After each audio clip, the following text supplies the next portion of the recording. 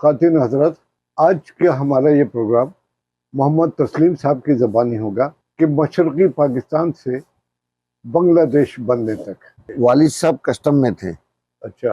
वालिद साहब कस्टम में थे, तो जैसी वो बना तो जब जब खत्म हो गए, स्कूल बंद हो गया, सब कुछ अंदर आ गए। हाँ, सब कुछ बंद हो गया। बल्कि वो ले जाते थे सुबह घर से निकाल के सबको और मैदान में बैठा देते थे और उसमें चुनते थे। फिर आधा लोगों को जो है वो जेल ले जाते थे, आधा लोगों को जेनोसाइड। वो मैं बता दूं कि वो उस कैद में मैं नहीं रहा। उसका वजह मालूम मुझे, मैं बंगाली बहुत फ्लुएंटली बोलता हूँ, तो वो मुझे कुछ बंगाली थे जो मुझे निकाल के ले गए बाहर। जहां मैं जॉब करता था वो हिंदू था शख्स, वो हिंदू वो था, कारवारी था, और भी हिंदू थे। तो वो बंगाली मुझे ले जाके वहां लगा दिया। हाँ। और फिर मैं जो वहां 1 साल रहा, बल्कि जब तक आया नहीं मैं वहीं करता रहा काम। मुजीब वहां पहुंचा है 1972 के जनवरी में। तो बांग्लादेश पहुंच करके जो पहला जलसा किया उसमें आप मौजूद थे? हाँ, उसमें मैं मौजूद था। एक बात जो बोली जो आज तक याद है, उसने बोला कि धान के खेत में कचरा भी होता है, वो जो फालतू जंगल होते हैं, गंदम के जंगल होते हैं, उसको साफ करो। उसने कोई ये नहीं बोला कत्ल करो, लेकिन ये वर्ड बोला, और उसके बाद जेनोसाइड शुरू हो गया। पाकिस्तान आने की तहरीक कैसे हुई?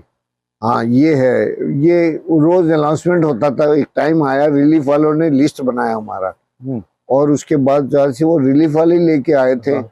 उस टाइम पे वो जो हेल्प करते थे, वो लिस्ट बना के रोज लोगों का नाम पुकारते थे कि फलाने का क्लियरेंस आ गया, इतने बच्चे, इतने ये। तो हमारा भी क्लियरेंस आ गया। किलान में हुआ कि भाई फलाना मोहम्मद मुस्लिम, वालिद के नाम था, कि मोहम्मद मुस्लिम जो है उसका नंबर आ गया है। तो हम लोग, मेरे 9 आदमी आप जहाज में नहीं है, कैंप में गए।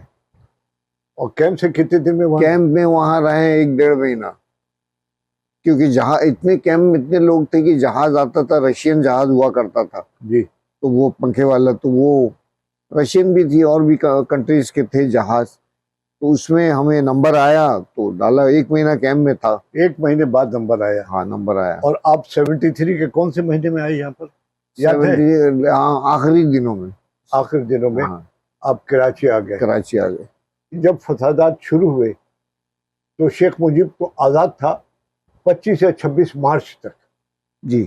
तो बंगाल से, ढाका से बाहर जो फसादात हुए तो कुछ ऐलान किया मुजीब ने कि गैर बंगालियों के साथ बुरा सलूक न करो, उनकी इमदाद करो वगैरह, इस तरह का? ये कहा होगा कि इस तरह नहीं करो, बहुत जब बन गया होगा, लेकिन हमने उस तकरीर में नहीं सुना।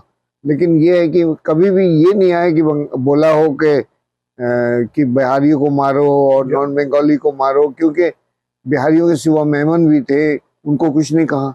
अच्छा। उनको कुछ नहीं कहा। 2-4 लीडर ऐसे भी थे जो पाकिस्तान में आ गए और वो यहीं मारे गए नहीं। इतना मोहब्बत था, ऐसी बात नहीं है। और उसका रीजन अब जो तो हुआ है, अब देख लीजिए, मोहब्बत है पाकिस्तान से बहुत।